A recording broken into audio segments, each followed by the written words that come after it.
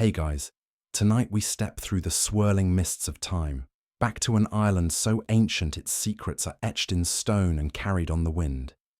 Imagine a land shrouded in perpetual twilight, where the veil between worlds is thin and the old gods still hold sway. You're about to tread paths untrodden for millennia, seeking the mysterious whispering stones and the forgotten rituals that once animated them.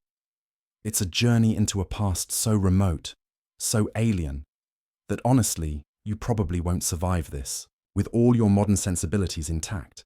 Think of it as extreme cultural immersion, without the safety net of a return ticket or, basic sanitation. So, before you get comfortable, take a moment to like the video and subscribe, but only if you genuinely enjoy what I do here.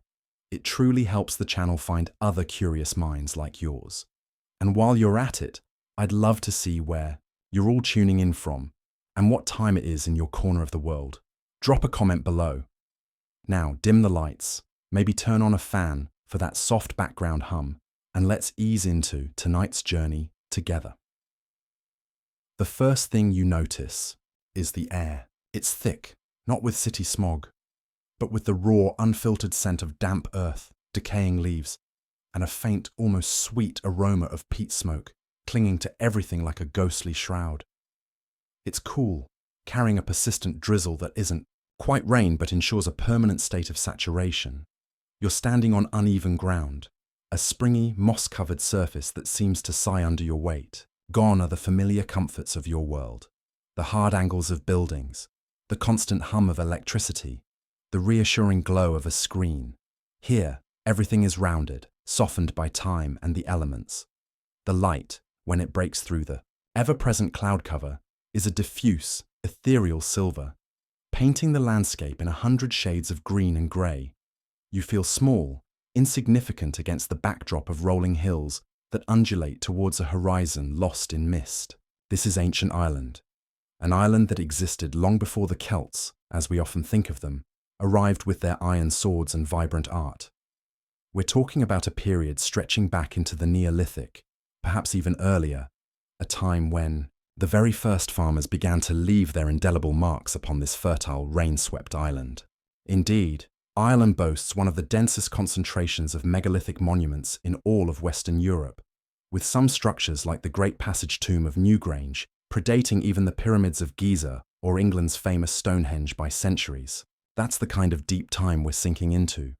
Your quest, the reason you found yourself in this primordial landscape, is for the Whispering Stones. The name itself is an enigma, a half-forgotten rumor carried down through countless generations, distorted and embellished, yet still holding a core of tantalizing mystery. What are they? Why do they whisper?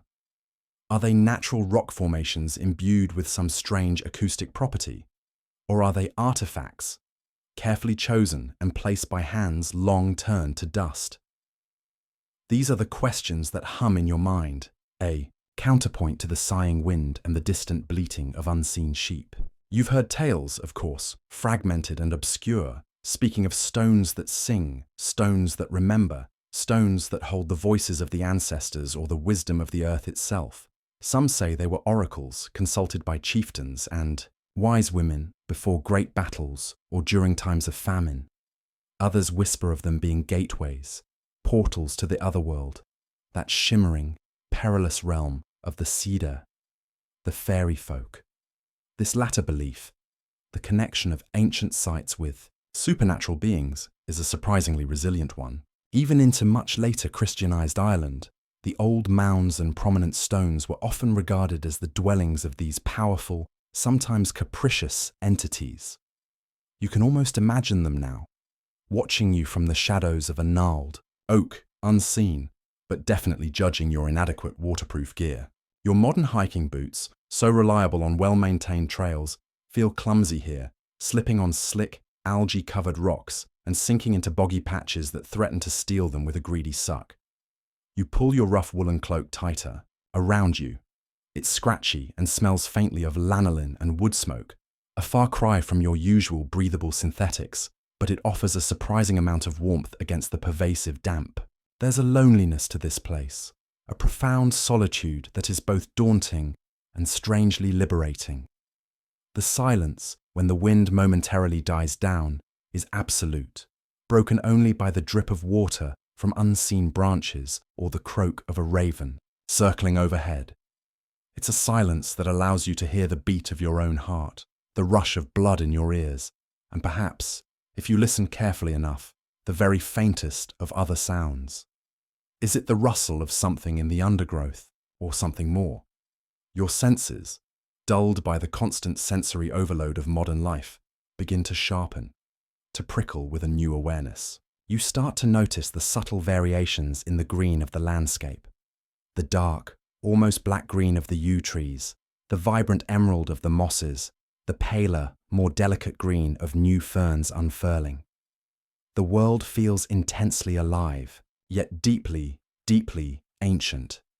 The path ahead, if you can even call it that, is little more than a faint track, perhaps made by deer or the hardy wild ponies that roam these uplands. You press on, driven by that persistent curiosity, that human need to uncover what is hidden. The very air seems to thrum with unspoken stories. The concept of whispering stones itself invites so many interpretations. Historians still argue whether the earliest unadorned standing stones, the simplest forms of megalithic expression, were primarily territorial markers, delineating the boundaries of fledgling communities, or if they served as rudimentary astronomical calendars, tracking the cycles of the sun and moon, or perhaps they were focal points for ancestor veneration, silent sentinels connecting the living with the departed. It's a debate that highlights how much we simply don't know, how much of this ancient world remains stubbornly veiled. You wonder if those first stone raisers ever imagined someone like you, thousands of years in their future, trying to piece together their intentions from so few clues. Probably not. They were likely more concerned with appeasing whatever local spirits governed the fertility of their tiny barley patches, or ensuring a successful hunt. It's a humbling thought, isn't it? That for all our technological advancement, we're still fumbling in the dark when it comes to the deepest motivations of our distant ancestors. You try to imagine their lives, so intimately tied to the rhythms of nature, so vulnerable to its whims. A bad harvest wasn't an inconvenience, it was a death sentence. A prolonged winter wasn't just depressing, it was a desperate struggle for survival. And in such a world, anything that offered a glimmer of control, a connection to the powerful unseen forces, would have been clung to with fierce tenacity. Perhaps these stones, these future whispering stones, were part of that desperate, hopeful bargain. You continue your trek, the initial strangeness of the landscape slowly giving way to a kind of resigned acceptance. The drizzle is your constant companion, a soft, persistent murmur against your cloak. Your feet are definitely damp now, a squelching reminder of the boggy ground with every step. Yet, as you move deeper into this ancient world, something shifts within you. The raw, untamed beauty of the place begins to seep under your skin, a subtle intoxication.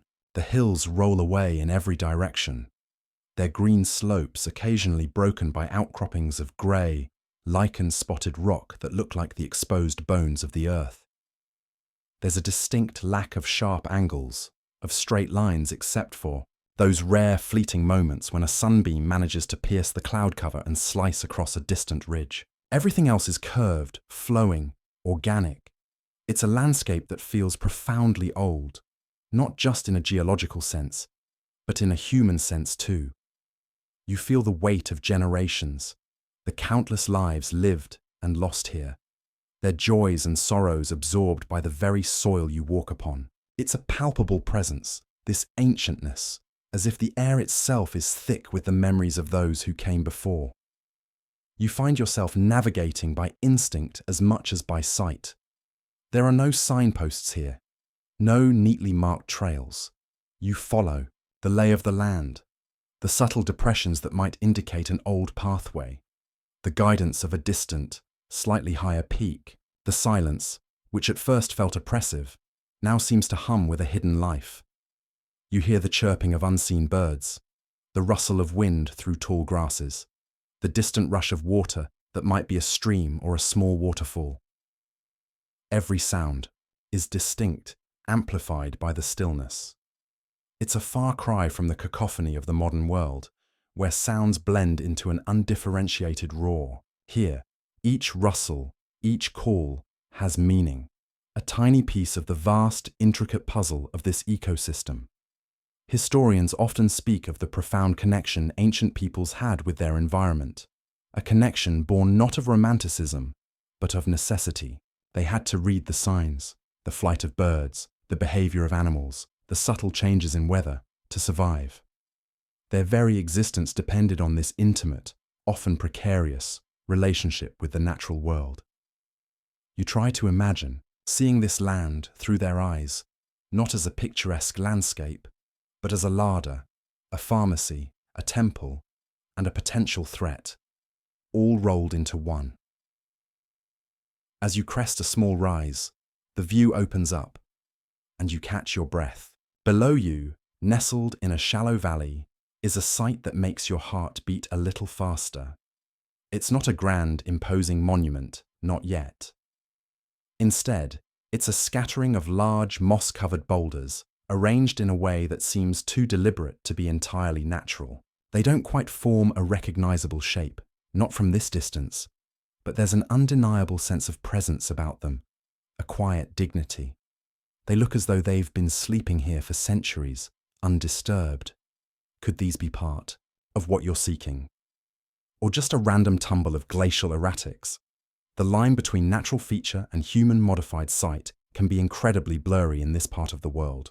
Sometimes, the only clue is a subtle, almost imperceptible patterning, or the sheer improbability of such large stones congregating in one specific spot without some guiding intelligence. You remember reading about the cup and ring marks found on many prehistoric stones across Britain and Ireland, enigmatic circular carvings, sometimes surrounded by rings, whose meaning is still fiercely debated. Some scholars suggest they are maps of the cosmos or representations of constellations, while others believe they could be related to water symbolism or even entoptic phenomena experienced during altered states of consciousness. That's a rather fringe tidbit for you. The idea that ancient carvings might be depictions of what people saw when in a trance, perhaps induced by ritual, chanting, or even hallucinogenic plants. It's a wild thought, but it underscores how little we truly understand the minds of those who created these markings. You begin to descend into the valley, your steps more cautious now. The ground here is even boggier, the air heavy with the scent of damp earth and something else, something faintly metallic, like the smell of rain on hot stones. As you get closer, you can see that some of the boulders are truly massive, taller than you are, and impossibly heavy. How did they get here? The nearest significant rock outcrops seem miles away. The effort involved in moving even one of these behemoths, without modern machinery, without even draft animals in the earliest periods, staggers the imagination. It speaks of a communal effort, a shared purpose that could mobilize hundreds of people. What belief, what imperative could drive such a monumental undertaking? Historians still argue whether these early megalith builders were driven primarily by religious fervor, social competition between emerging tribal groups, or a more practical need to mark territory and claim resources. Perhaps it was a combination of all these factors, a complex tapestry of motivations that we can only glimpse from the silent evidence they left behind. You reach the edge of the scattered stones. Some are half buried in the peat, their surfaces carpeted with vibrant green moss and tenacious ferns. Others stand proud, their grey flanks weathered by millennia of wind and rain. There's an almost animalistic quality to them, like a herd of great, slumbering beasts. You run your hand over the cool, rough surface of one particularly large stone. The texture is complex, gritty in places, surprisingly smooth in others, with deep fissures and cracks that seem like wrinkles on an ancient face. There's a strange sense of energy emanating from it, or perhaps it's just the chill of the stone seeping into your palm. You can't shake the feeling that you're in a place of significance, a place where something important happened. You walk among them, slowly, respectfully. It's not a formal circle, Not like the famous ones you've seen in pictures, but there's a definite sense of arrangement, a subtle choreography. Some stones seem to lean towards each other, as if in quiet conversation. Others stand alone, aloof and solitary. You try to picture this place not as it is now, quiet and overgrown, but as it might have been thousands of years ago. Perhaps there were wooden structures here too, long since rotted away, leaving only the enduring stone. Perhaps the ground was cleared, beaten flat by the feet of countless worshippers or participants in forgotten ceremonies. Maybe fires blazed here, sending sparks and smoke into the night sky. The unseen presences feel stronger here, closer. It's not a frightening feeling, not exactly, but it's undeniably potent, a sense of being watched by eyes that have seen the passing of ages. It's a good reminder that not all ancient sites were necessarily about grand public displays. Some might have been very private, very sacred spaces, reserved for a select few. Think of it as the VIP lounge of the Neolithic, only with more mud and probably fewer canapes. You press on, leaving the scattered boulders behind, though their quiet solemnity lingers in your mind. The terrain becomes a little more challenging, the ground rising steeply before you. You find yourself scrambling over loose scree and pushing through dense thickets of gorse, its bright yellow flowers a startling splash of colour against the muted greens and greys. The air grows colder as you ascend, and the wind picks up, whistling a mournful tune through the crags and crevices of the hillside. It feels even more remote here, more exposed to the elements. You pause for a moment to catch your breath, turning, to look back at the valley you've just left. From this higher vantage point, the scattering of stones you explored earlier seems even more enigmatic, a faint, almost imperceptible pattern in the vast green tapestry. It makes you wonder how many such sites are still out there, hidden beneath layers of peat and vegetation, their secrets lost to time. Ireland is a treasure trove of archaeological potential, with new discoveries still being made, sometimes by chance, by farmers ploughing their fields or during construction projects. Finally, you reach what feels like a small plateau, a relatively flat area on the shoulder of the hill. And there, standing starkly against the bruised purple of the sky, is your first clear sign.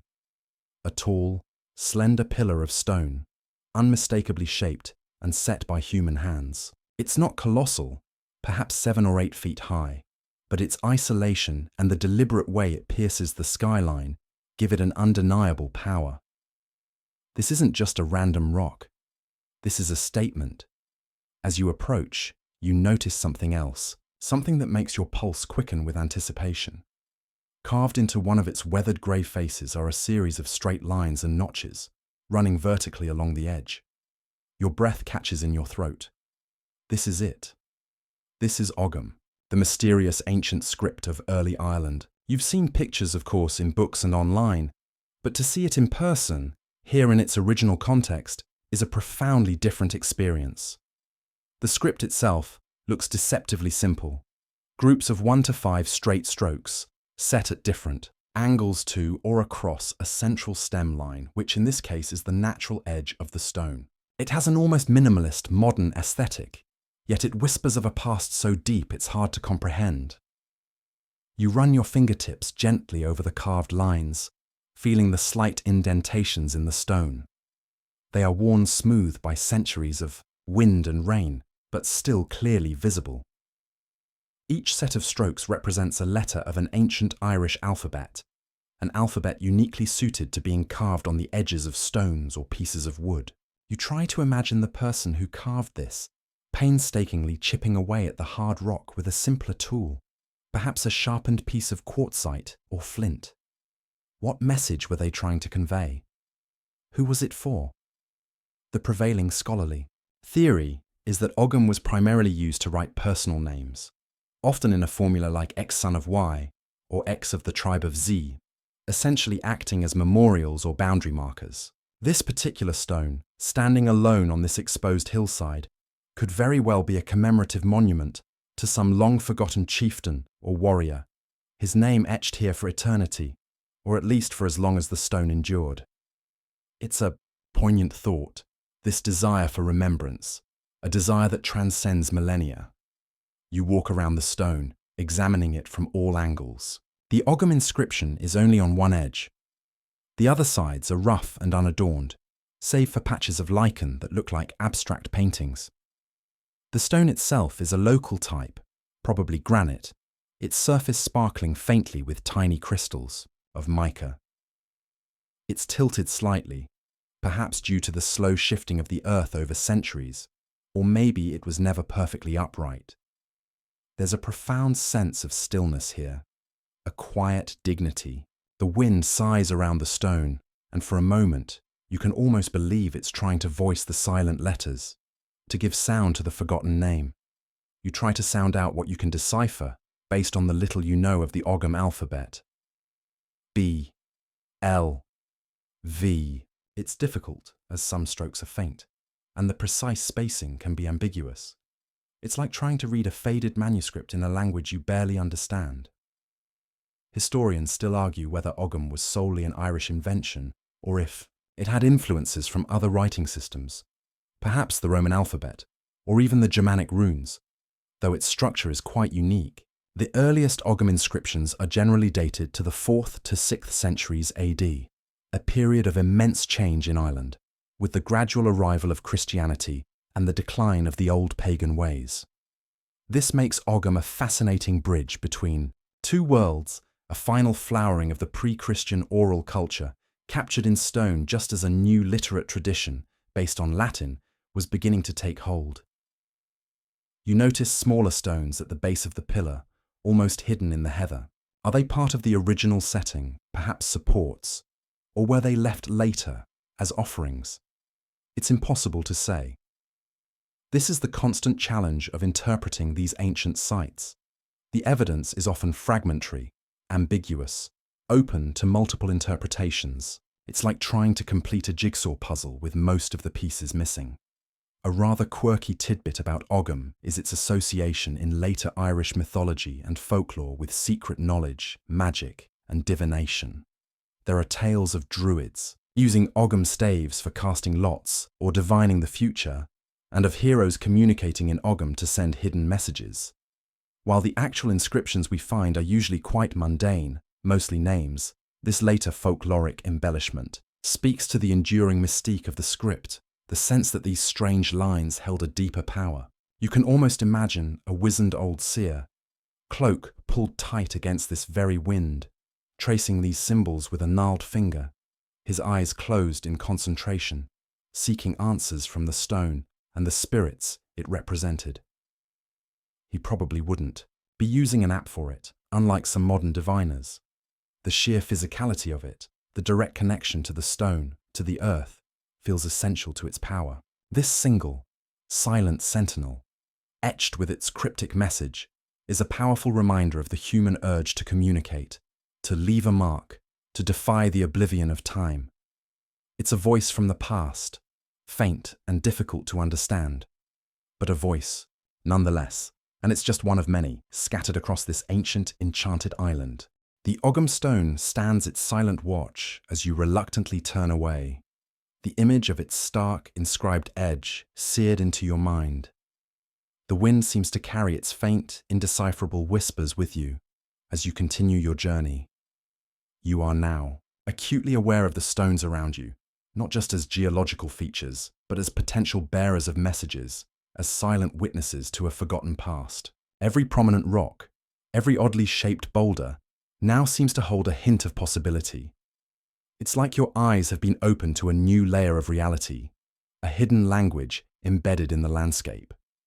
You begin to understand, on a more visceral level, the profound challenges faced by those who dedicate their lives to deciphering these ancient messages. It's not just a matter of learning an alphabet.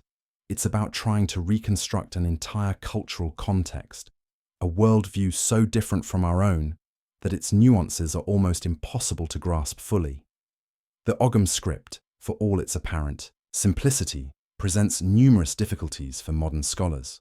Remember those neat little alphabet charts you might have seen? They are the result of painstaking work, comparing hundreds of inscriptions, cross-referencing names with those found in later manuscripts, and making educated guesses based on linguistic patterns.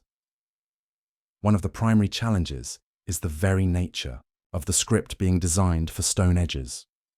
Over centuries, these edges can become weathered, chipped or eroded, making some strokes indistinct or even completely obliterating them. Imagine trying to read a sentence where half the letters are smudged.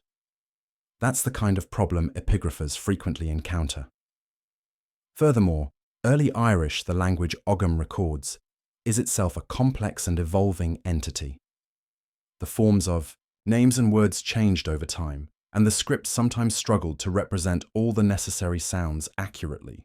There are instances of what appear to be errors in spelling or grammar, though historians still argue whether these are genuine mistakes by the carver, regional dialectal variations, or perhaps even intentional obscurities, a kind of coded language within a code. It's a linguistic detective story played out across centuries, with clues scattered on windswept hillsides and in crumbling museum archives. You stumble upon another, smaller stone, half buried in peat, its top just visible above the heather. Brushing away the damp earth and moss, you reveal another set of Ogham strokes, much fainter this time and less formally carved. These look almost hastily scratched, as if done quickly, perhaps furtively. Could this have been a more personal marker? Not a grand public statement like the pillar stone, but something more intimate. The range of Ogham inscriptions is quite broad. While many are indeed formal memorials, found on prominent standing stones, others appear on smaller, less conspicuous rocks, sometimes even on everyday objects like spindle whorls or knife handles, suggesting a wider, perhaps more casual literacy than once assumed. A quirky or fringe tidbit for you. Some of the more unusual Ogham inscriptions have been found in very unexpected places, like caves, or even integrated into the walls of later Christian monastic sites. This reuse of Ogham stones in Christian contexts is fascinating.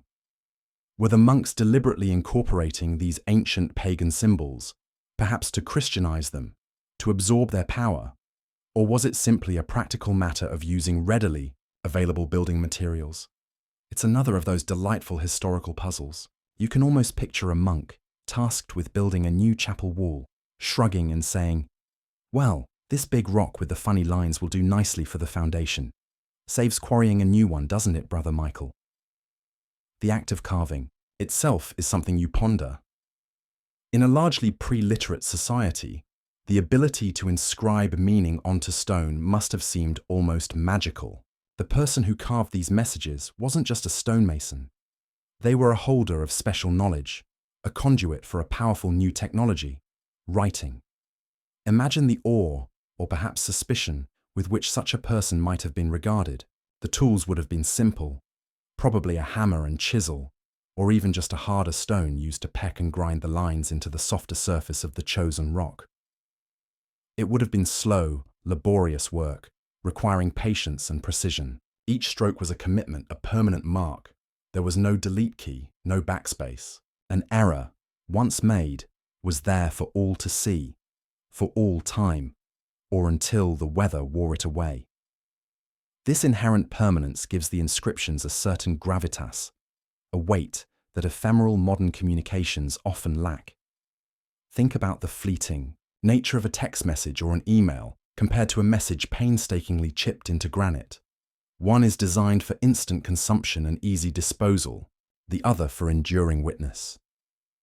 You continue your walk, the landscape now feeling less like a neutral backdrop and more like an ancient open-air library, its books weathered and incomplete, its language only partially understood.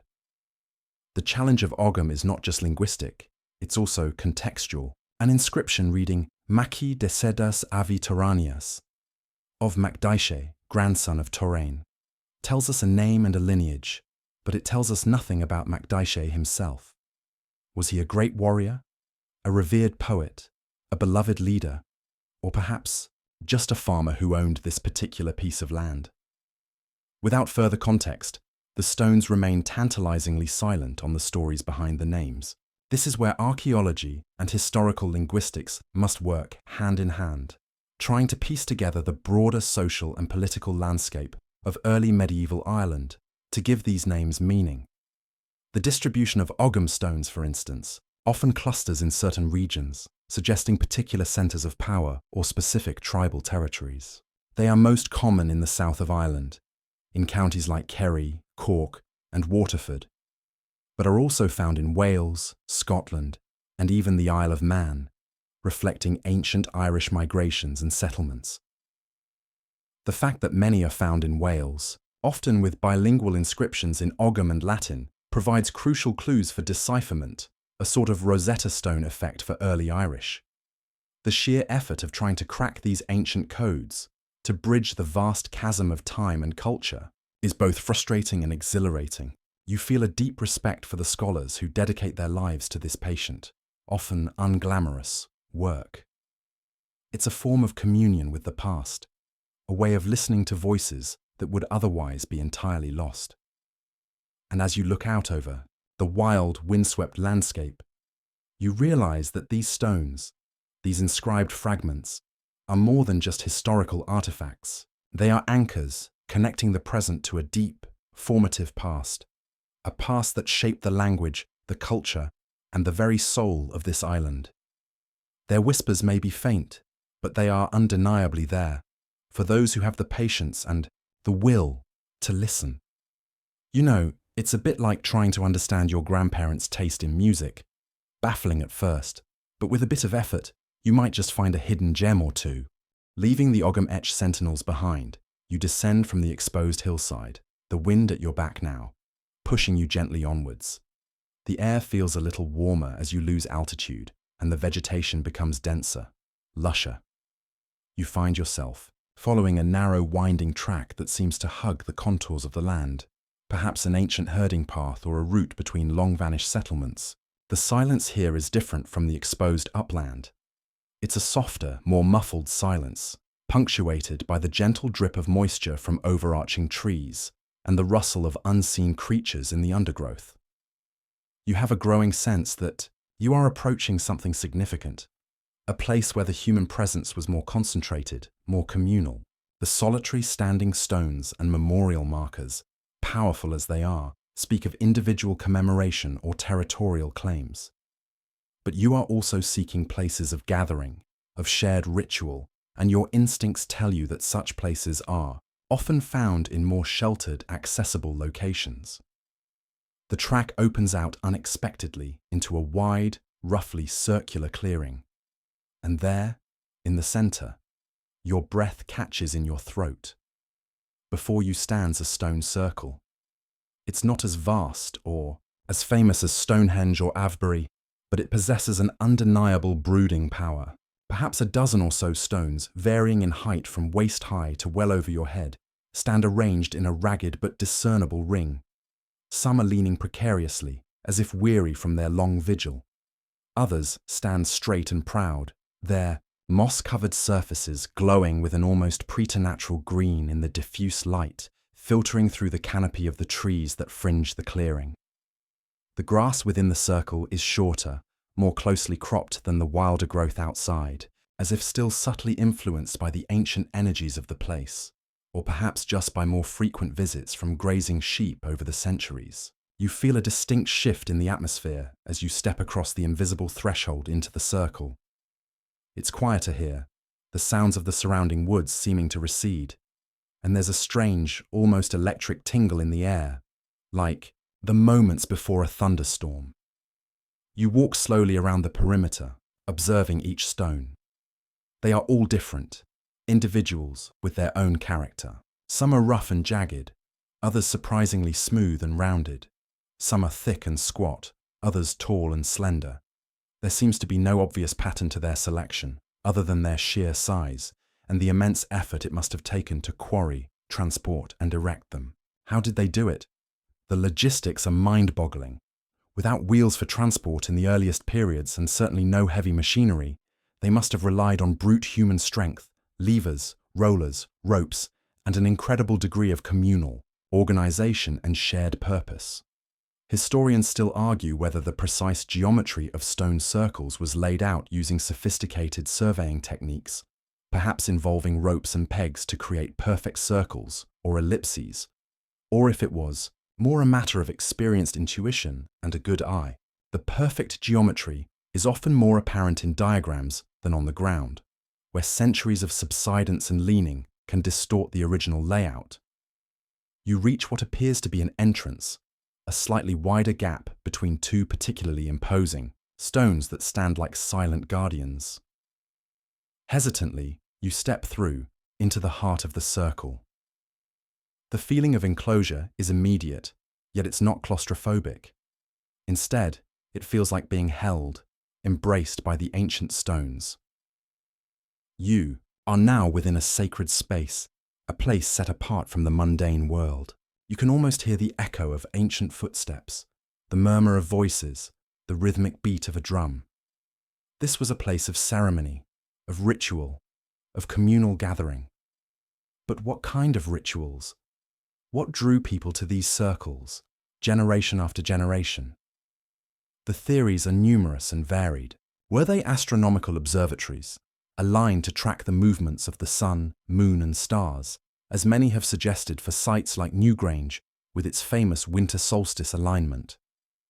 Certainly, many stone circles do exhibit significant solar or lunar alignments, particularly to the solstices and equinoxes, suggesting they functioned as calendars, crucial for agricultural societies. The famous recumbent stone circles of northeast Scotland, for instance, often feature a large horizontal stone flanked by two uprights, which seems to specifically frame the setting midsummer moon. Or perhaps their primary purpose was religious, temples open to the sky where deities were worshipped, sacrifices made, and prayers offered. The concept of sacrifice in ancient religions is often misunderstood, sensationalized by tales of human offerings. While such practices did exist in some cultures at some times, it's more likely that offerings typically involved animals, agricultural produce, or precious objects. A quirky, though perhaps unsettling, tidbit is the discovery of bog bodies in various parts of northern Europe, including Ireland, individuals remarkably preserved by the anaerobic conditions of peat bogs. Some of these bodies show signs of violent death, leading some archaeologists to speculate they were ritual sacrifices, perhaps connected to sovereignty rituals or attempts to appease gods during times of crisis. It's a grim thought, but it highlights the starkly different worldview of these ancient peoples, where life and death, the sacred and the profane, were deeply intertwined. You stand in the center of the circle and slowly turn, taking in the silent, watching stones. You try to imagine this place thronged with people, men, women, children, their faces illuminated by flickering firelight. What did they wear? What did they sing? What did they believe? The stones offer no easy answers. They are mute witnesses, their secrets locked deep within their ancient hearts. Yet, the very act of creating such a space speaks volumes about the human need for connection. Connection with each other, connection with the cosmos, connection with the divine or the ancestral spirits. These circles were focal points for the community, places where social bonds were reinforced, where disputes were settled, where important life transitions were marked. They were the glue that held society together. You notice that one stone in the circle is distinctly different from the others. It's whiter, almost quartz-like, and seems to gleam even in the dim light. Was this intentional? Did this particular stone have special significance? Perhaps it was a focal point within the larger circle, or marked a specific alignment. Such details, often overlooked, can sometimes hold vital clues. It's like finding an unusually colored tile in a mosaic. It draws your eye, makes you wonder about its purpose. Maybe this was the VIP seat in the stone circle, reserved for the chief or the priestess. Or maybe it just looked pretty to them. We do tend to overthink things sometimes, don't we? Remember that crocodile dung sunscreen from our Egyptian journey? Practical, but probably not winning any beauty awards. The energy here is undeniable, even to a modern, perhaps skeptical mind. Whether it's a product of the stones themselves, the geometry of the circle, the weight of history, or simply your own heightened awareness, it's there. You feel a sense of peace, of timelessness. The petty concerns of your everyday life seem to recede, dwarfed by the immense antiquity of this place. For a few moments, you are simply present, a tiny speck in the vast sweep of human history, yet connected to it by this ring of silent, enduring stones. You linger within the stone circle, the feeling of a sacred, enclosed space reluctant to release you. The air is still, and the silent stones seem to absorb all sound, creating a pocket of profound quiet. It's in this quiet that your mind begins to wander, to populate this empty stage with the actors who once gave it meaning. Who are the masterminds behind these incredible feats of engineering and communal effort? Who directed the ceremonies, interpreted the celestial alignments, and communed with the unseen forces that were believed to inhabit these places? The answer, shrouded in as much mystery as the stones themselves, lies with one of the most enigmatic and enduring figures in European history, the Druids. The very name conjures images of white-robed, bearded sages, gathering mistletoe with golden sickles in moonlit groves, figures of immense wisdom and arcane power. This popular image, largely shaped by Roman writers and later romanticized by antiquarians, is both compelling and frustratingly incomplete. As you lean against one of the cool, mossy stones, you try to strip away the layers of myth and speculation to get to the historical core. The Druids were, by most accounts, the intellectual and spiritual elite of Celtic society in Britain, Ireland, and Gaul, modern-day France. They weren't just priests, though that was certainly a key part of their role. Roman sources, our main contemporary written record of the Druids, and a biased one at that, since the Romans saw them as political troublemakers, describe them as philosophers, teachers, judges, and astronomers. They presided over religious ceremonies, of course, but they also adjudicated disputes, from minor personal quarrels to major intertribal conflicts. They were the keepers of the community's laws, traditions, and ancestral lore. Their training was said to be incredibly arduous, lasting up to 20 years, during which they had to memorize a vast amount of knowledge, including epic poems, legal precedents, and genealogies, as it was all part of a strictly oral tradition. This is a crucial historical fact. The Druids deliberately eschewed writing for their sacred teachings, believing that committing them to script would weaken the memory and diminish their sacredness. This is why we have no Druid Bible or book of spells written by the Druids themselves. All we have are the often hostile accounts of their enemies, the Romans, and the later Christianized Irish myths, which preserve a distorted, fantastical memory of them. It's almost certain that figures like the Druids, or their earlier spiritual predecessors, would have been the architects and officiants of the rituals held in places like this stone circle. They would have understood. The celestial alignments dictated the calendar of festivals and guided the community in their interactions with the gods and the spirit world. You can almost picture one, a figure of authority and deep learning, standing in the center of this very circle, arms raised to the sky, chanting an invocation in a language you can't understand, the cadence and rhythm resonating with the stones themselves. Historians still argue whether the Druids were a pan-Celtic institution with a unified doctrine across different regions, or if the term referred to a broader class of native priests and intellectuals whose beliefs and practices varied significantly from place to place. The Irish Druids, for example, seem to have had their own distinct characteristics, often appearing in the myths as powerful magicians, prophets, and advisors to kings, their power sometimes rivaling that of the monarch himself. You run your hand over the rough stone. The belief in the inherent power of certain places, of genius loci, or the spirit of the place, was central to their worldview. Stones, wells, rivers, and ancient trees were not just part of the landscape. They were living entities, imbued with sacred energy, sometimes serving as portals to the other world. The Druids would have been the experts in identifying these power spots and harnessing their energies. A quirky, fringe aspect of Druidic lore involves the concept of the imbas forosnai, or knowledge that illuminates. According to later Irish texts, this was a powerful divinatory ritual, possibly involving sensory deprivation or a trance state, where a poet seer, A filly, a figure closely related to the druid, would chew a piece of raw meat from a specific animal and then chant over it, falling into a sleep where the future would be revealed in a vision. It's a wonderfully strange and evocative image, a far cry from simply reading tea leaves, and it hints at a world of shamanic practices and altered states of consciousness that formed a core part of their spiritual technology. It's not hard to imagine such a ritual taking place right here, within the protective boundary of the stone circle, the seer lying on the ground, wrapped in a bull's hide, waiting for the whispers of the gods or ancestors. The absence of their own written records is the great tragedy of the Druids.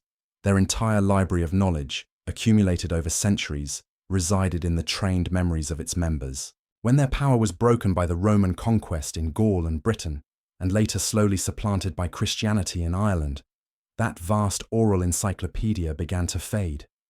The Christian monks who later wrote down the old Irish myths did so from a new religious perspective, often demoting the old gods to fairies or legendary heroes, and the Druids to evil sorcerers or misguided pagans. They preserved fragments, echoes of the old ways, but the full context, the deep philosophical and cosmological understanding was largely lost. It's like finding a few beautifully illuminated pages from a lost library. You can admire their artistry, but you can only guess at the full story they once told. Thinking about this intentional lack of writing is fascinating. In our world, where everything is documented, recorded, and stored in the cloud, the idea of prizing oral transmission above all else feels alien. It's a good joke to think of a trainee druid asking his master, "Is this going to be on the exam?" Only for the master to reply, "My boy, your entire life is the exam." There were no Cliff's Notes for 20 years of epic poetry. So, as you stand in the silent circle, you feel the ghostly presence of these forgotten lore keepers. They were the intellectual and spiritual heart of their community, the living bridge between the human and the divine, the past and the future.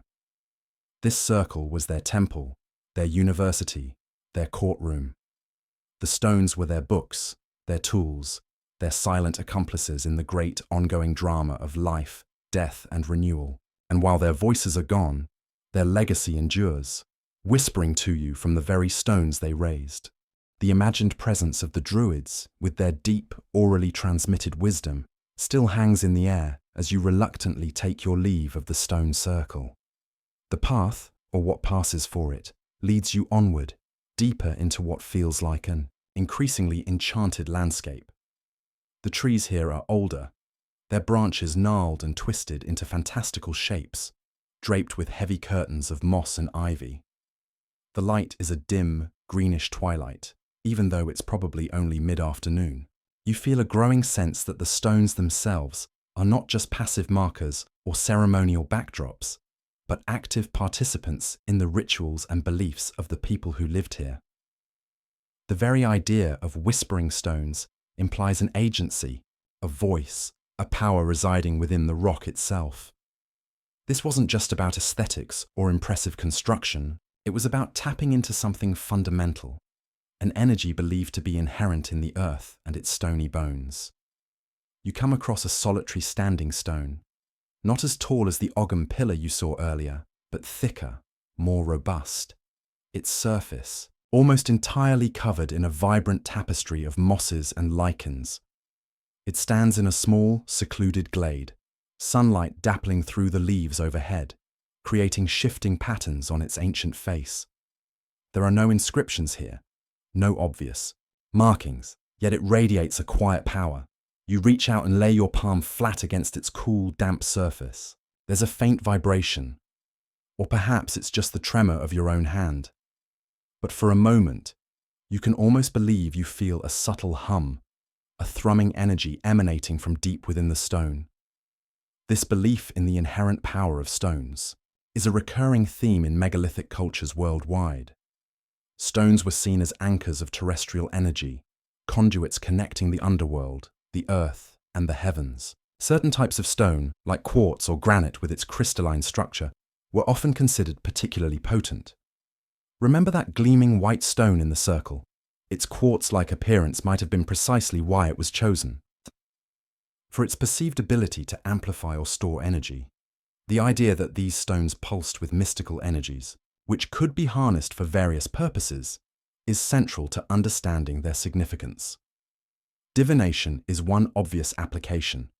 Just as the Druids might have used ogham staves or engaged in imbus forosnai, certain stones themselves might have been seen as oracles, perhaps by touching a specific stone, or by sleeping beside it, or by observing the way shadows fell across it at certain times. One could gain insights into the future, receive guidance, or communicate with spirits. Historians still argue whether the rock gongs or lithophones found in some parts of the world, stones that produce resonant musical tones when struck, played a role in rituals.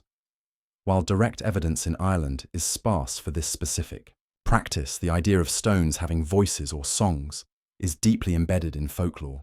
The acoustic properties of stone circles and chambered cairns are also a subject of ongoing research. Some of these structures have remarkable resonant qualities, capable of amplifying sound or creating unusual echoes. Imagine a chant or a drum beat. Within such a space, the sound seeming to emanate from the very stones themselves, creating a powerful, immersive sensory experience for the participants. That would certainly enhance the mystique and perceived power of the place. Healing is another purpose frequently ascribed to these powerful stones. The hold stones, found in various parts of Ireland and Britain, are a fascinating example. These are stones with a deliberate, often quite large, hole carved through them. Folk traditions, lasting well into the 19th and even 20th centuries, describe people passing afflicted children, or their own ailing limbs, through these holes in the belief that it would bring a cure. The famous Menontoll in Cornwall is a prime example, though similar traditions existed around Irish hold stones. Was this a memory of ancient healing rituals, where the stone itself was believed to absorb the sickness or transfer its vital energy to the sufferer? It's a compelling thought. Some stones were also associated with fertility. Women hoping to conceive might rub against a particular stone or leave offerings there. The phallic appearance of some standing stones has led to obvious interpretations regarding their role in fertility cults, though this is likely an oversimplification of more complex beliefs about the life-giving powers of the earth. A rather quirky fringe belief that still persists in some New Age circles is that of earth energies or ley lines, hypothetical alignments of ancient sites believed to be conduits of telluric currents. While mainstream archaeology largely dismisses the more fantastical claims about ley lines, the undeniable fact that many ancient sites are aligned, both with each other and with celestial events, suggests that their placement was far from random. Perhaps the ancient builders were sensitive to subtle variations in the Earth's magnetic field, or other environmental factors that we, with our modern senses dulled by urban living, can no longer perceive. You spot a small, smooth pebble at the base of the standing stone, almost a perfect oval. You pick it up. It's cool and reassuring in your palm. Was it an offering, a charm, or just a pebble? In a world where the sacred was so deeply intertwined with the everyday, even the smallest, most ordinary-seeming object could carry profound meaning. This deep connection to the land and its features fostered a belief system where the physical and spiritual were inseparable. The stones weren't just symbols of power, they were power. They weren't just reminders of the gods. They were, in some sense, their earthly embodiments or dwelling places. This animistic worldview, where everything in nature possesses a spirit or consciousness, is a hallmark of many indigenous and ancient cultures. It's a far cry from our often mechanistic, desacralized view of the natural world. For them, a stone wasn't just an inanimate object.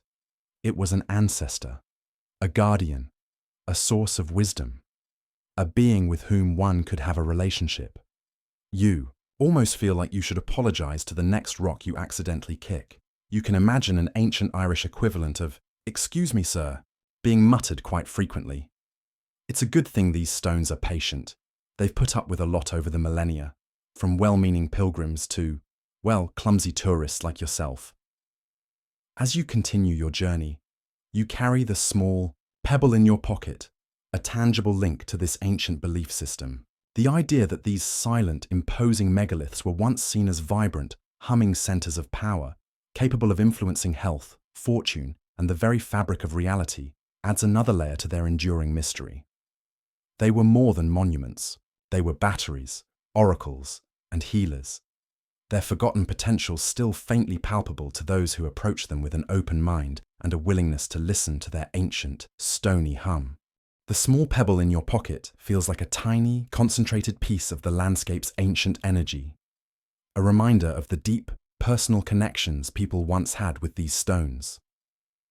You move on from the solitary, humming monolith, the path, if you can call it that, now leading you through an area where the signs of human activity, though ancient, become more pronounced. You notice subtle terracing on a hillside, almost invisible under the thick grass, perhaps the ghostly outlines of long-abandoned fields. A low, tumbled wall of stones, barely more than a ripple in the earth, might mark the boundary of an ancient enclosure or farmstead. These are the fainter whispers of the past, the everyday lives lived in the shadow of the great ceremonial monuments. It's a reminder that the people who built and used the stone circles and Ogham markers were not just mystics and ritualists. They were also farmers, herders, craftspeople, parents, and children. Their lives, like ours, were punctuated by moments of joy, sorrow, birth, and death, and it's highly probable that the stones played a role in marking these significant turning points. You come to a place where several smaller, flatter stones are arranged in a way that suggests something specific. It's not a circle, nor a single standing stone. One particularly large, flat slab, almost like a table, lies horizontally, supported by smaller uprights. It's a dolmen, or perhaps the collapsed remains of one. These structures, also known as portal tombs or quoits, are among the most visually striking of megalithic monuments. Essentially, they consist of one or more large capstones resting on three or more supporting stones, creating a chamber underneath. For a long time, they were popularly known as Druids' altars, though this is a romantic misnomer, as they are primarily funerary in nature, dating mostly to the Neolithic period, long before the historical Druids. They are, in essence, ancient burial chambers, the final resting places of important individuals or families. The effort involved in their construction, particularly in raising the massive capstones, often weighing many tons, speaks to the reverence afforded to the dead, or at least to certain high-status dead. You can imagine the solemn processions, the mourning rituals, the laying to rest of a respected elder or a powerful chieftain within such a tomb, their spirit believed to watch over the land and their descendants. The idea of stones marking funerary rites is a powerful one. Death, the ultimate transition, has always been a focal point for human ritual and belief. These stone tombs were not just places to dispose of bodies. They were monuments to the ancestors, tangible links between the world of the living and the realm of the dead. They anchored the community to its past and its territory. Historians still argue whether all individuals were afforded such elaborate burials, or if these megalithic tombs were reserved for a select elite. The evidence suggests the latter, with most of the population likely disposed of in simpler, less archaeologically visible ways, perhaps through excarnation, exposure to the elements, or simple inhumation in unmarked graves. This highlights the social stratification that likely existed even in these early farming communities. The big cheese got the big tomb, as it were. It makes you wonder about the funeral catering. Was it a somber affair, or a full-blown wake, with mead and roasted boar, celebrating the life of the departed even as they mourned their passing? Given the Irish propensity for a good send-off, even in later times, you suspect the latter might not be too far off the mark. But stones didn't just mark death. They likely played a role in celebrating new life as well. While direct archaeological evidence for birth rituals involving stones is harder to come by, folklore and comparative ethnography offer intriguing hints. Certain stones, perhaps those with natural hollows or suggestive shapes, might have been associated with fertility, goddesses or birth spirits. Women might have visited these stones to pray for conception, for a safe delivery, or to dedicate their newborns, a quirky tidbit. In some cultures, there's a tradition of birthing stones, specific stones where women would go to give birth, believing the stone itself offered protection or facilitated the process. Whether this was practiced in ancient Ireland is speculative, but the idea of imbuing a place or an object with power related to such a critical life event is certainly plausible. You can almost picture a nervous, expectant father pacing outside a specially designated birthing hut, perhaps leaving a small offering at a nearby sacred stone, hoping for the safe arrival of his child. Other life transitions, such as coming of age, marriage, or initiation into adult roles, might also have been marked by ceremonies involving specific stones or sacred sites. Perhaps young men had to perform a feat of strength or endurance at a particular landmark to prove their manhood. Maybe couples pledged their vows at an ancient standing stone, its enduring presence symbolizing the permanence of their bond. The oath stones, found in some traditions, where swearing an oath upon a sacred stone was considered incredibly binding, speak to this use of stones as witnesses and enforcers of social contracts. Breaking an oath sworn on such a stone would invite not just social condemnation, but also supernatural retribution. The stones, in this sense, became extensions of the community's moral and legal framework. Indeed, the Brehon laws of early medieval Ireland, a sophisticated native legal system, often mention landmark features, including notable stones, in defining boundaries and settling disputes, showing the continued importance of these natural and man-made markers in the fabric of society. You pause by the dolmen, trying to peer into the shadowy space beneath the massive capstone. It's mostly filled with earth and fallen debris now, but you can still sense the sacredness of the space, the intent behind its construction. These stones weren't just passive objects. They were active participants in the drama of human existence, from the first breath to the last. They stood as silent witnesses to vows made, to children dedicated, to ancestors honored. They absorbed the joys, the sorrows, the hopes, and the fears of countless generations. They were the unyielding anchors in a world of constant change, the physical embodiment of continuity and communal memory. As you touch the cold, unyielding surface of the capstone, you feel a profound connection to those distant lives, their turning points so different in form, yet so similar in essence, to your own. Every culture needs its markers, its places to say, this happened here, this matters. For these ancient people, the stones fulfilled that vital role. The solemn presence of the dolmen, that ancient house of the dead, fades behind you as you continue your journey. The idea that stones were so intimately woven into the fabric of life's most crucial moments, birth, coming of age, death, deepens your appreciation for their significance.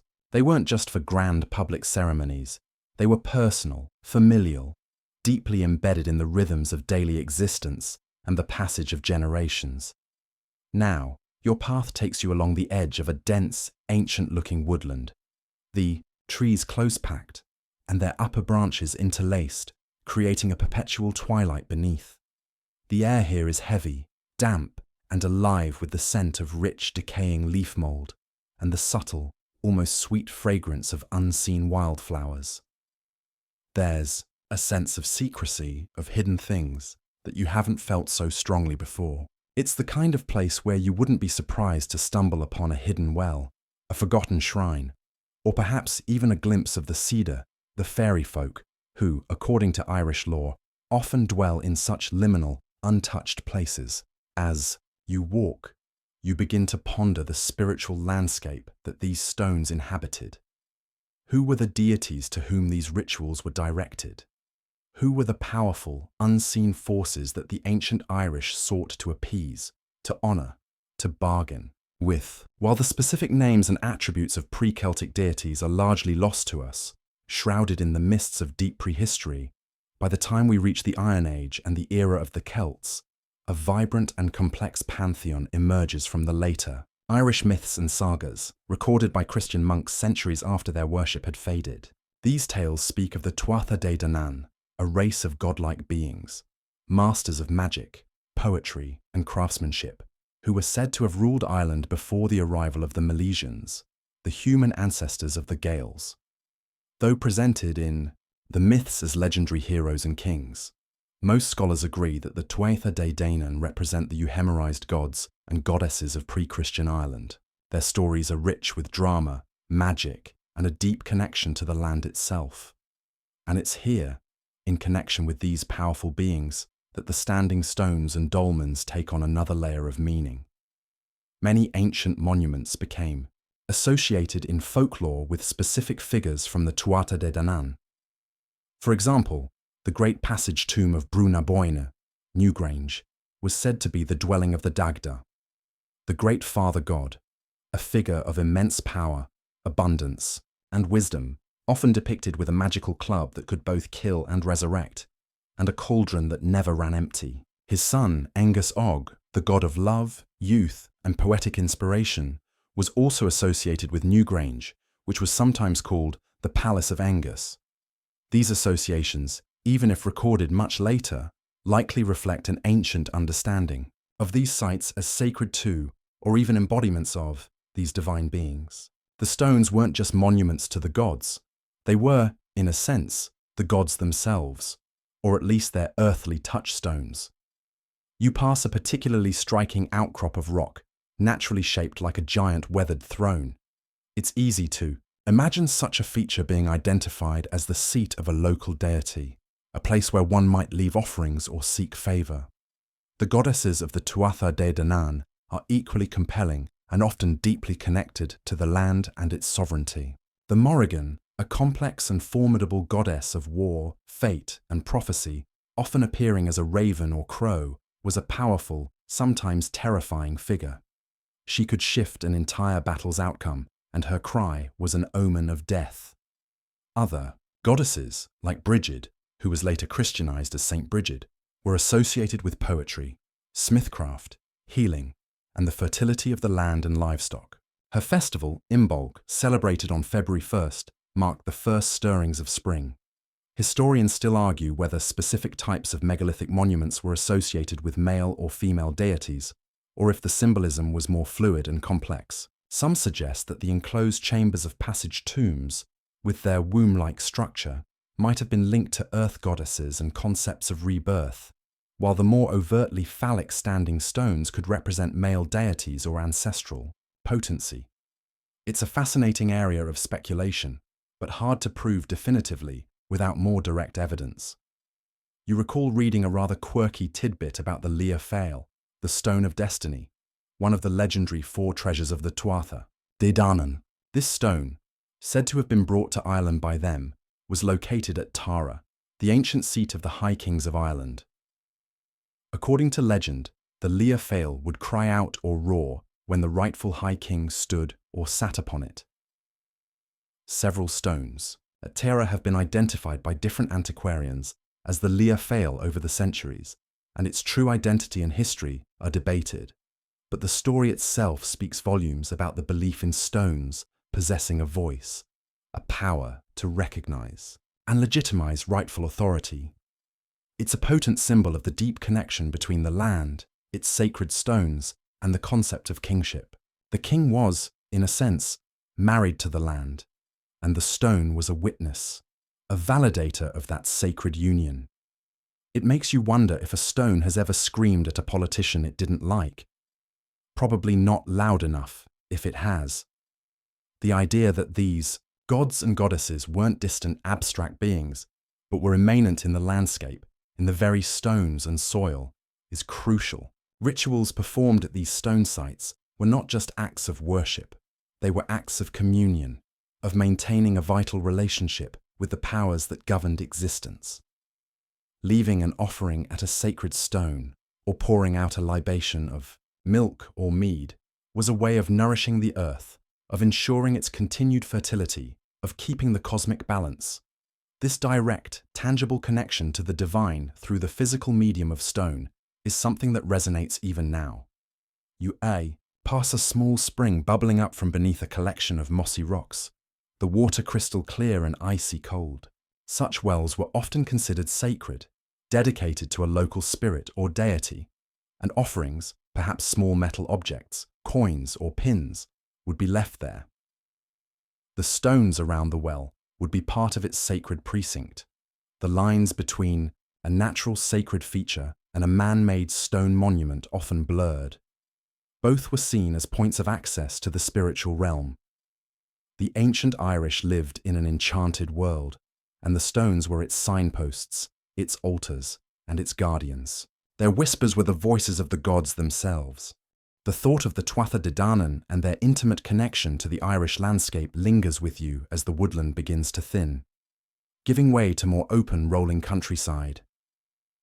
The sky, though still predominantly overcast, seems brighter here, and you can feel a gentle breeze picking up, carrying the scent of damp earth and distant rain. You've been walking for what feels like a long time, immersed in the silence and the subtle energies of the ancient sites. Now, as you survey the wider landscape, you start to notice something else. The way the larger monuments, the prominent standing stones, and the faint outlines of what might be hilltop enclosures seem to relate to the broader sweep of the land, and more importantly, to the sky above. It's a reminder that these ancient people were not just living on the land, they were living under the sky, and its rhythms and cycles were profoundly important to them. You climb a low, rounded hill, the grass springy underfoot. From the summit, you have a panoramic view. In the distance, to the west, you can see a notch in the horizon, formed by two larger hills. To the east, a solitary, sharply peaked tor breaks the skyline. You recall the astronomical alignments so often discussed in relation to megalithic sites. The most famous, of course, is Newgrange, where, on the winter solstice, a narrow beam of sunlight penetrates a specially constructed roof box above the entrance, travelling down a long passage to illuminate the central chamber. This precise alignment, marking the shortest day of the year and the symbolic rebirth of the sun, is a stunning feat of ancient engineering and astronomical observation.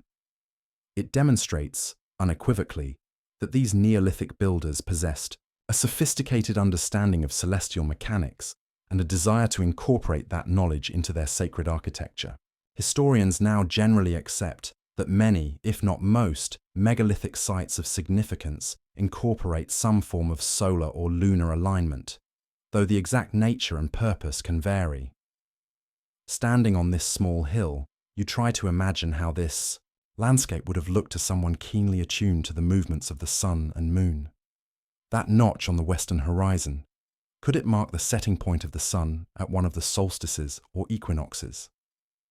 That eastern tor, might the moon appear to rise directly over its peak at a certain point in its 18.6-year cycle? Without precise measurements and a deep understanding of archaeoastronomy, it's impossible for you to say for sure, but the possibility is tantalizing.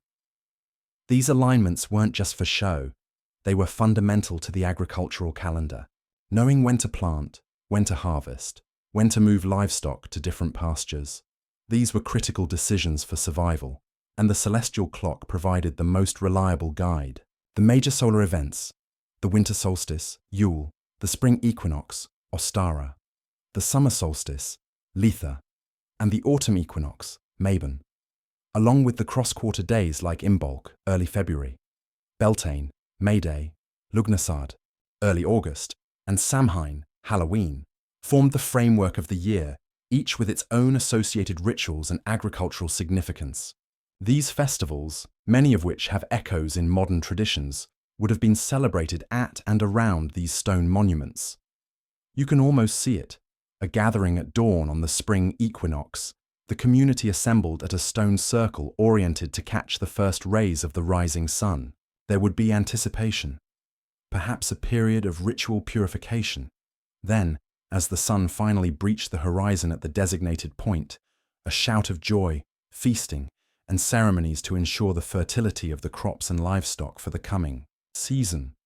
Or imagine the solemnity of Samhain, the festival marking the end of summer and the beginning of the dark half of the year. This was a time when the veil between the worlds was considered thinnest, when the spirits of the ancestors could walk among the living, Rituals performed at ancient burial mounds or standing stones would have been focused on honoring the dead, divining the future for the coming year, and perhaps ensuring protection from malevolent spirits. The bonfires that are still a feature of Halloween celebrations are a direct descendant of these ancient Samhain fires, which were believed to have protective and purifying powers.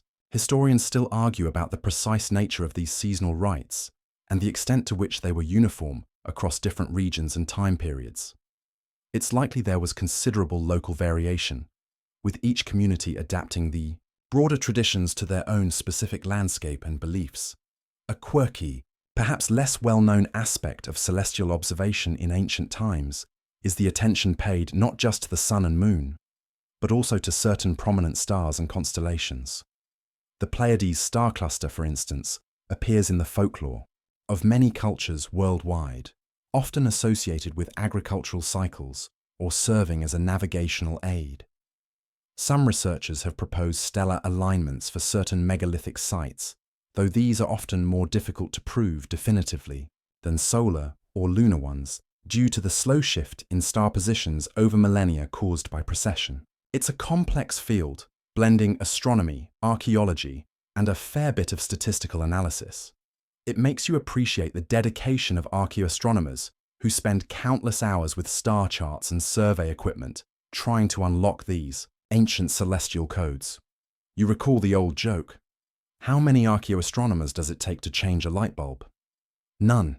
They're too busy arguing about whether it's aligned with the winter solstice sunrise. As the sun begins its slow descent towards that notch in the western hills, painting the underside of the clouds in hues of orange and pink, you feel a profound sense of connection to those ancient sky watchers.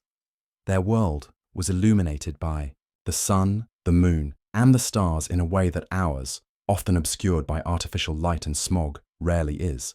They lived in closer harmony with these cosmic rhythms, and their stone monuments are a testament to that deep, enduring relationship.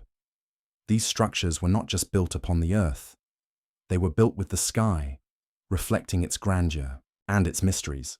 The whispering of the stones in this context might also be the echo of cosmic harmonies, the music of the spheres made tangible in rock and ritual.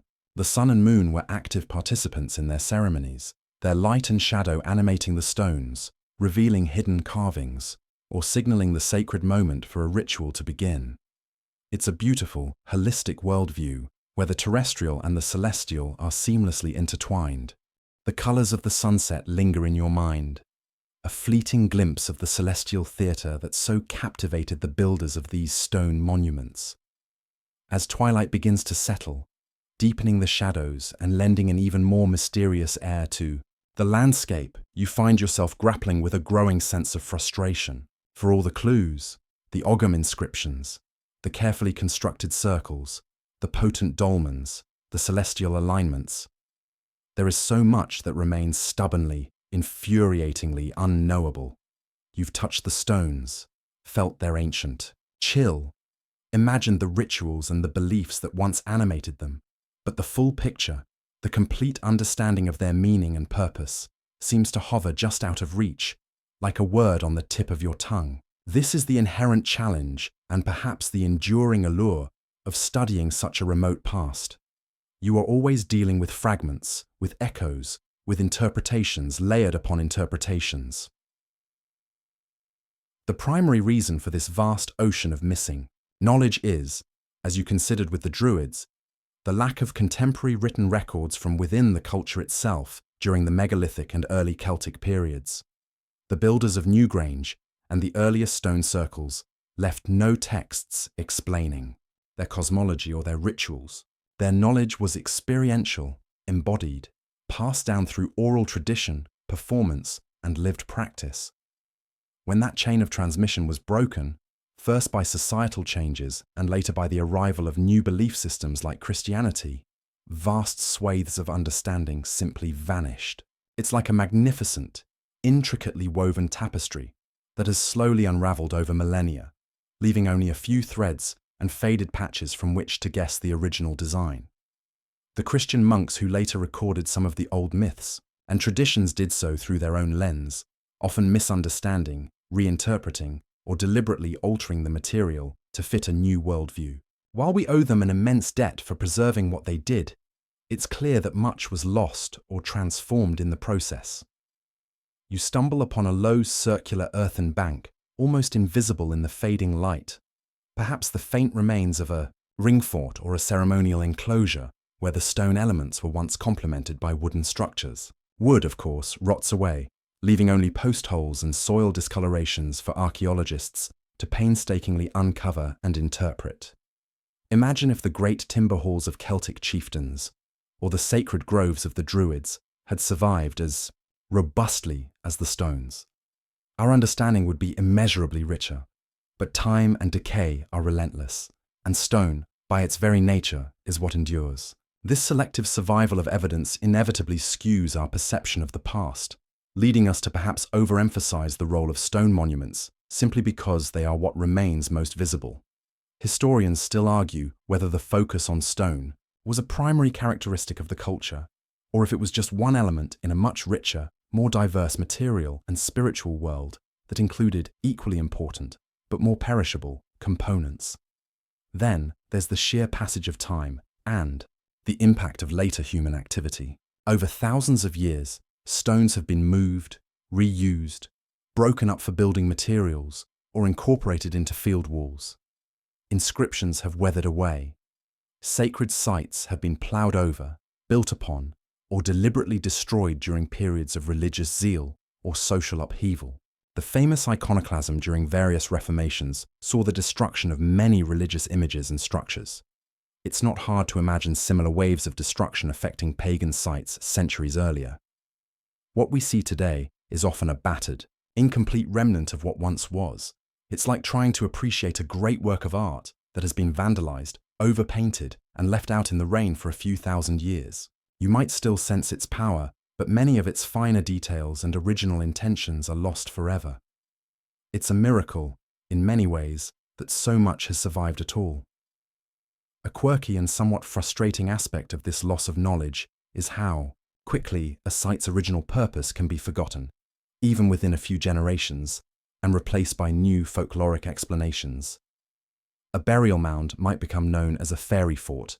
A standing stone might be said to be a person petrified by a saint for some transgression. These later stories, while fascinating in their own right and often preserving faint echoes of older beliefs, can also obscure the original meaning. Think about it.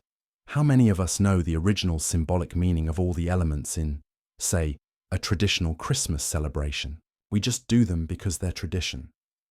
Now multiply that by a few hundred generations and a complete change in the dominant religious and cultural framework. It's no wonder the whispers of these stones are so hard to decipher. You can almost hear an ancient Irish elder sighing, "Kids these days, they just don't remember why we put this giant rock here. They think it's just for leaning on while they check their, well, whatever they'll be checking in a few millennia." This inherent unknowability can be a source of immense frustration for researchers and enthusiasts alike. You want definitive answers. You want to know what these people believed, how they lived, why they built these extraordinary things. But the past guards its secrets jealously. There will always be gaps, ambiguities, and questions that can never be fully answered. Yet this is also where the imagination takes flight, where speculation and interpretation thrive. It forces us to be humble, to acknowledge the limits of our knowledge, and to approach these ancient mysteries with a sense of wonder rather than an expectation of complete mastery. The stones don't just whisper of forgotten rituals. They whisper of the vastness of time, the fragility of memory, and the enduring human quest for meaning in a world that often offers only enigmatic silence in return. It's a profound and profoundly human dilemma. The deepening twilight doesn't just obscure the physical landscape. It also seems to heighten that sense of lost knowledge, of meanings faded beyond recall. Yet, as you continue your journey, a new awareness begins to dawn.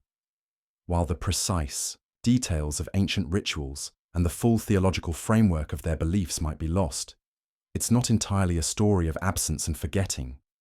Faint echoes, distorted but discernible, have trickled down through the centuries, preserved, not in academic treatises or grand monuments, but in the more humble, tenacious realm of folklore and folk custom. These are the whispers that survived the great cultural shifts, the tenacious threads connecting the deep past to more recent times. As the first stars begin to prick the darkening sky, you find yourself thinking about these more subtle survivals. You pass by a hawthorn tree, standing solitary in a field, its branches gnarled and festooned with small, colourful rags and ribbons tied to its twigs.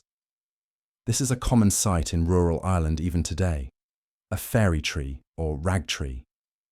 Such trees, often hawthorn or ash, are considered sacred, marking places of spiritual power, perhaps anciently associated with a particular deity or spirit, and later absorbed into fairy lore. Leaving a small offering, a piece of cloth, or a personal token, is a way of showing respect, of seeking good fortune, or perhaps of petitioning for a cure or a wish. This practice, so simple and enduring, feels like a direct descendant of the offerings left at sacred stones or wells in antiquity. The object of veneration might have shifted slightly in its perceived identity, from a specific god to the more generalized good people or fairies. But the underlying impulse to connect with and appease the local spirit of place remains remarkably consistent. Historians still argue about the precise continuity of these folk practices. Are they direct, unbroken lines from prehistory, or later revivals and reinterpretations? It's often a complex mix, but the resonance with older traditions is undeniable. You remember stories your own grandparents might have told, or local superstitions from your childhood, perhaps about not disturbing certain old stones in a field, or about the ill luck that befalls anyone who damages a fairy fort. These weren't just quaint old tales. They were often rooted in a deep-seated, almost instinctual respect for the vestiges of the past, for places that felt other or powerful. This folkloric landscape is rich with such beliefs. Certain stones were said to have healing properties, not just the famous hold stones, but also smaller, specific cursing stones or swearing stones that held a darker power, or wart stones that, when rubbed on an affliction, were believed to cure it. The practice of walking sunwise, diasil, around a sacred site or object for good luck, and anti-sunwise, tuathol, for cursing or ill omen, is another ancient custom with deep roots, likely connected to the observed movements of the sun and the symbolic ordering of the cosmos. You can easily imagine this practice being central to rituals performed at stone circles millennia ago. A quirky and charming example of these faint echoes is the folklore surrounding fairy butter, or bog butter. Large quantities of what appears to be butter, often packed in wooden containers or animal skins, have been found preserved in Irish bogs, some dating back thousands of years. While the mundane explanation is that bogs were used as a form of ancient refrigeration or a way to preserve surplus food, folklore often attributed these finds to the fairies, as offerings left for them, or as their own magical food. This intertwining of the practical and the supernatural is characteristic of how ancient beliefs were absorbed and reinterpreted in later folk traditions. The bog itself, a mysterious transitional landscape, became a repository not just of preserved artifacts, but of preserved memories and magical associations. It's like finding an old iPhone in a bog, and the local folklore says it was used by leprechauns to order tiny pots of gold on Amazon. The mundane reality and the magical explanation get wonderfully muddled. These folk customs often carried a surprising weight, even in relatively modern times. The reluctance to disturb ancient sites, even for agricultural improvement, was often very real. Farmers might plough around a standing stone or leave a ring fort untouched in their fields, not necessarily out of a conscious belief in the old gods, but from a more generalized sense that it was unlucky or disrespectful to interfere with such places. This wasn't always enough to save them, of course, as economic pressures and changing attitudes led to the destruction of many sites over the centuries. But the fact that so many survived, often on prime agricultural land, speaks to the enduring power of these folk beliefs. They acted as a kind of unofficial, community-enforced preservation society.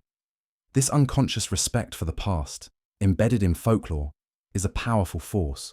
The famous Irish playwright J.M. Synge, in the early 20th century, documented many such beliefs and practices in the Aran Islands and rural Ireland, showcasing a world where the ancient pagan substratum was still very much alive beneath a veneer of Christianity. So, as you walk under the starlit sky, the landscape no longer feels entirely silent about its past. The grand pronouncements of the megalith builders may be lost, but the quieter whispers, the folk memories, the half-forgotten customs still linger. They are like the scent of wood smoke on the air, a faint but evocative reminder of a fire that burned long ago. These traditions formed a bridge, however fragile, across the centuries, carrying fragments of an ancient worldview into a world that had largely forgotten its source. The stones themselves, by their very presence, often acted as magnets for these later folkloric accretions, becoming characters in local legends, their original purpose overlaid with new narratives, new meanings. It's a testament to the human need to make sense of the past, to weave even its most enigmatic remnants into the ongoing story of a place and its people. The stars overhead are brilliant now, scattered like diamond dust on black velvet, a sight increasingly rare in our light-polluted modern world. The cool night air is invigorating, and the faint, earthy scent of the Irish countryside fills your senses. You've journeyed through a landscape of profound antiquity, touched stones that have witnessed millennia, and grappled with the immense, almost overwhelming weight of lost knowledge. Yet, as you consider the faint echoes of ancient beliefs preserved in folklore, you realize that the story of these whispering stones and their forgotten rituals isn't entirely confined to the distant past or the realm of academic speculation. There's another chapter, one that is still being written, and it involves people like yourself, modern seekers drawn to these ancient sites for a multitude of reasons, finding new meanings and forging new connections. You round a bend in the faintly luminous track, and in the distance you see a soft flickering light. As you draw closer, you realize it's a small campfire, nestled beside a cluster of what look like particularly large, dark stones, perhaps another small circle, or a collapsed dolmen. Gathered around the fire are a few figures, their faces illuminated by the dancing flames. They don't look like ancient druids or Iron Age farmers. Their clothing, though perhaps a little more earthy and less brightly coloured than typical city wear, is recognisably modern. They might be campers, hikers, or perhaps something more. As you approach cautiously, you hear the soft strumming of a guitar and a low, melodious voice singing a folk song, its lyrics hinting at old myths and magical places. This is a scene you might encounter at many ancient sites across Ireland and Britain today.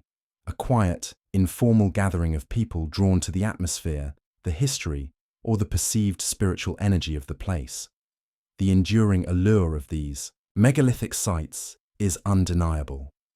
In an increasingly secular, technologically driven world, many people feel a sense of disconnection from nature, from history, from a deeper sense of meaning. Ancient sacred sites offer a tangible link to something older, something seemingly more authentic and rooted. For some, the attraction is primarily historical or archaeological. They are fascinated by the skill of the builders, the mystery of their beliefs, the challenge of deciphering the clues they left behind. They come armed with guidebooks, cameras, and a thirst for knowledge, eager to walk in the footsteps of those who came before. You can imagine them, much like yourself earlier in this journey, tracing Ogham inscriptions or trying to spot celestial alignments. Remember your own excitement at seeing the Ogham script for the first time. That intellectual curiosity is a powerful motivator. For others, the connection is more spiritual or experiential. The rise of neo-paganism, druidry, Wicca, and other earth-based spiritual paths has led to a renewed interest in these ancient sites as places of power, suitable for contemporary ritual and meditation. Groups may gather at stone circles for seasonal festivals, seeking to recreate or reinterpret ancient ceremonies, or simply to connect with the genius loci, the spirit of the place. They might leave offerings, flowers, crystals, small handwritten notes, much like the rags tied to the fairy tree you saw earlier.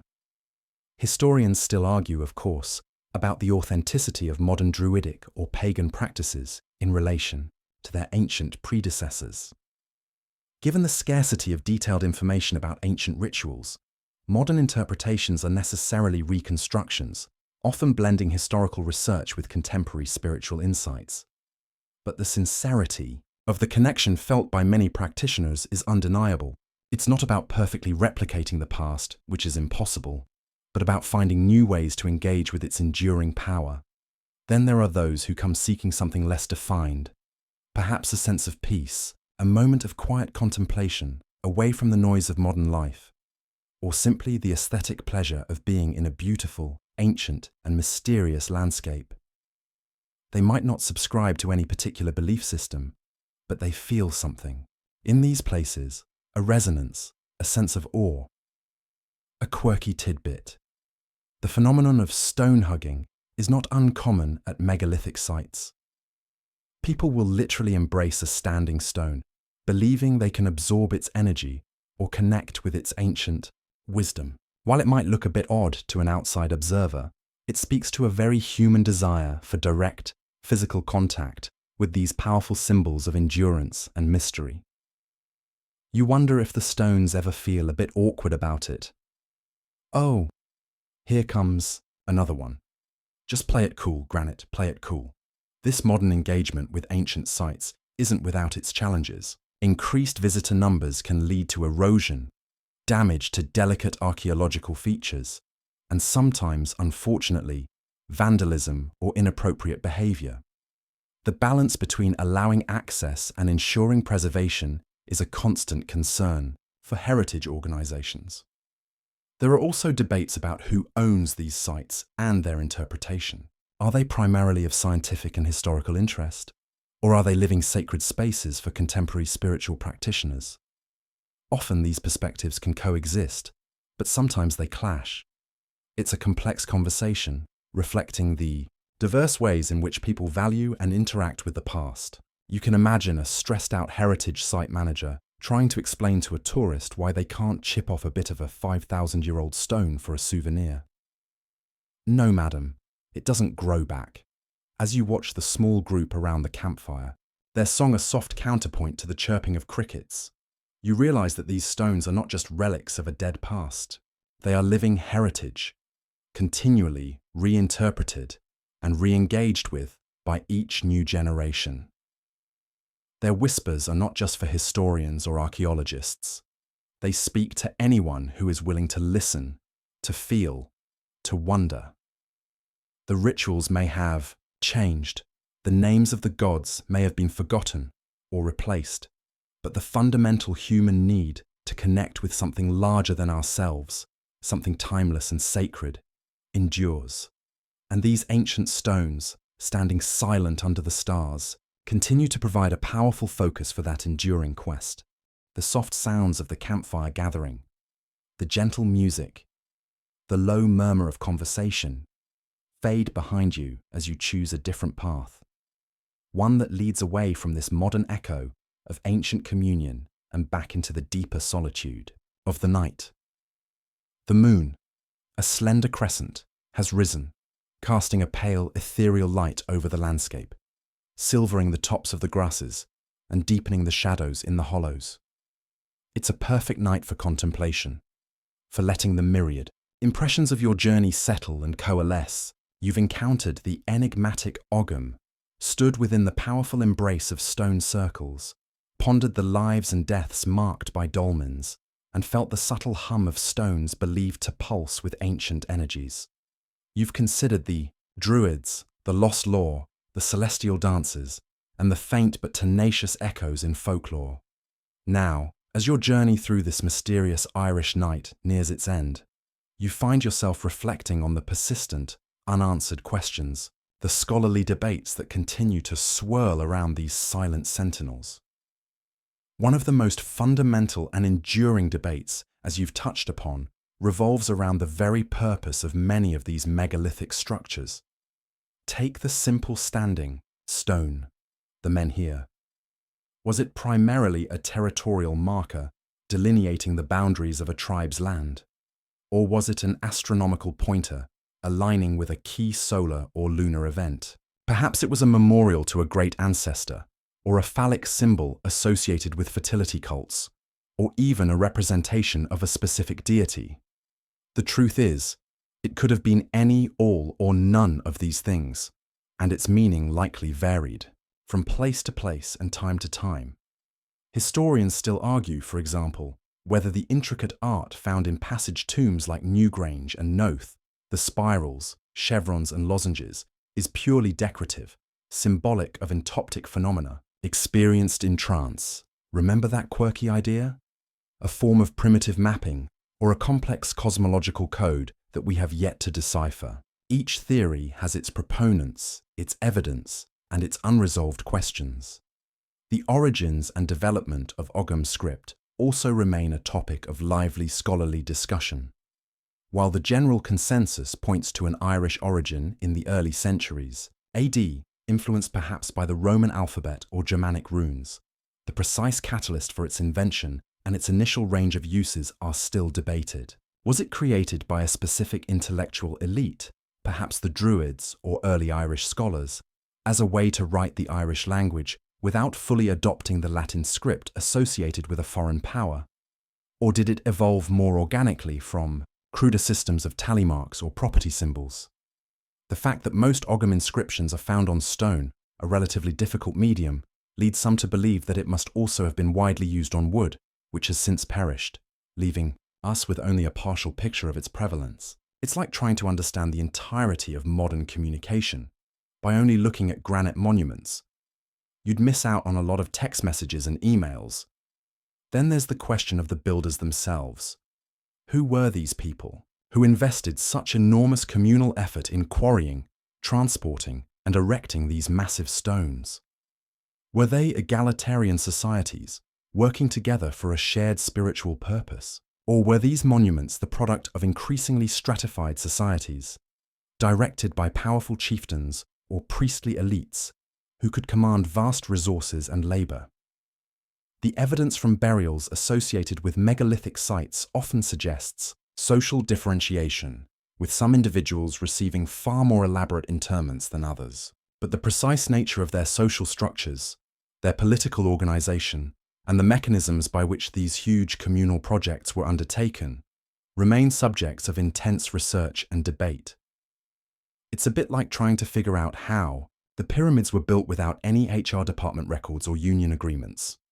A lot of educated guesswork is involved. One theory even suggests that some of the larger communal building projects, like causewayed enclosures or cursus monuments, long parallel banks of earth, were almost like ancient Olympic games or festivals, bringing different groups together for seasonal work that also served to reinforce social ties and alliances.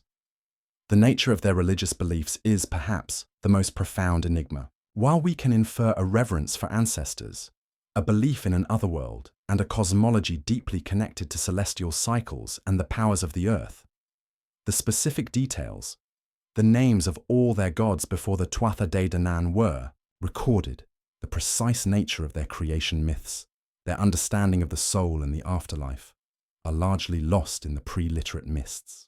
Were their rituals primarily aimed at appeasing powerful, capricious deities?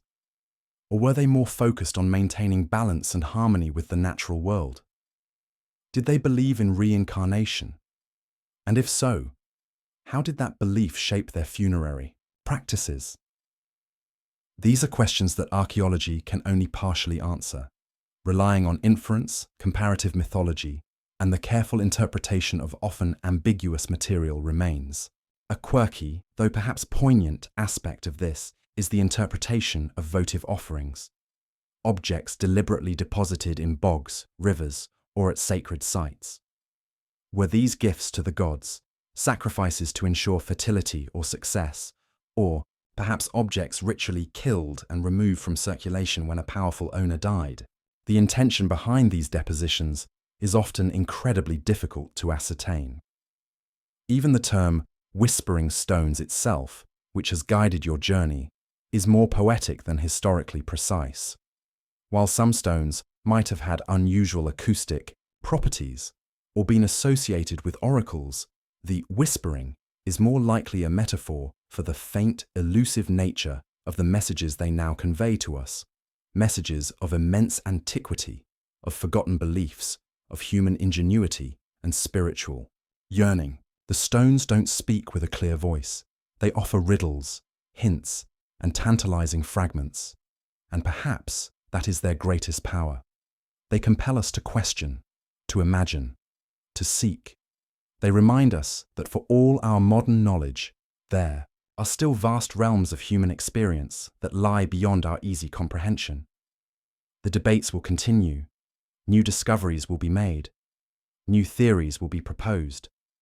But the essential mystery of these ancient sentinels will likely endure, a permanent testament to the rich, complex, and ultimately unknowable inner lives of our distant ancestors. The moon, your silent companion through much of this night, is beginning to dip towards the western horizon. A faint, pearlescent glow in the east hints at the approaching dawn. Your long journey through the mists of ancient Ireland, in search of its whispering stones and forgotten rituals, is drawing to a close. You find yourself on a gentle rise, overlooking a landscape still mostly cloaked in shadow, but with the promise of new light on its way. A sense of profound quiet settles over you. Not the silence of emptiness, but the quiet of completion, of a quest fulfilled, even if the answers found were more questions, more mysteries. You've walked where ancient feet trod, touched stones, raised by hands long turned to dust, and listened for voices that faded millennia ago. You think back to the start of your journey, to that initial immersion in the damp green ancientness of the land. Remember that feeling of the air thick with the scent of peat and earth. It still clings to you, a reminder of the deep, elemental connection these people had with their environment. You recall the first Ogham stone, its stark lines are cryptic, message from a lost world, and the intellectual challenge of trying to crack its code. Then there was the stone circle, its silent, leaning sentinels creating a palpable sense of sacred space.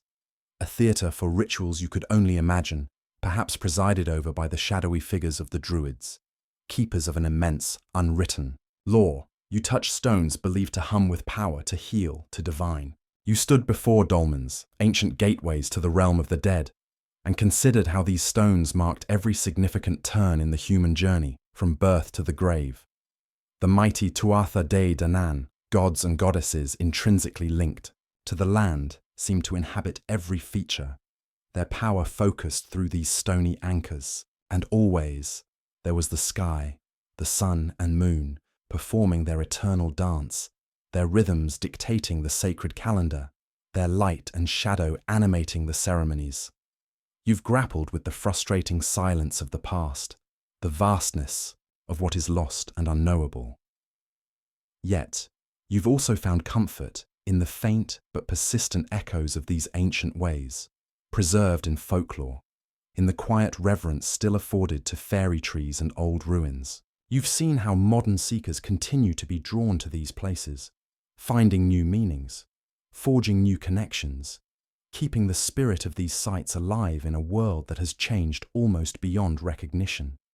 And you've pondered the enduring, scholarly debates, the unanswered questions that ensure these stones will continue to fascinate and mystify for generations to come. One final quirky tidbit for you before the night fully yields to day.